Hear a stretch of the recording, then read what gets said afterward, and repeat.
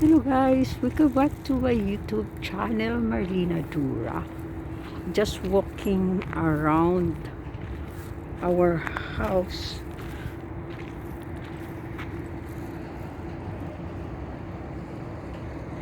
The cat is laying beside the water. Maybe the cat is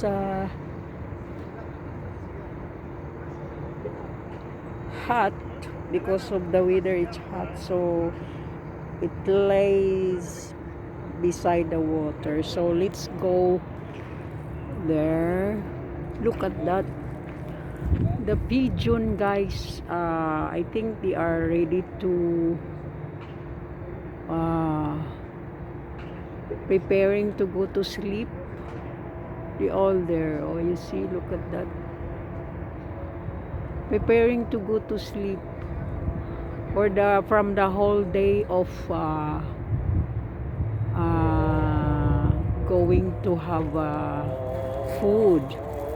So thank you for watching, guys. That's all I can share.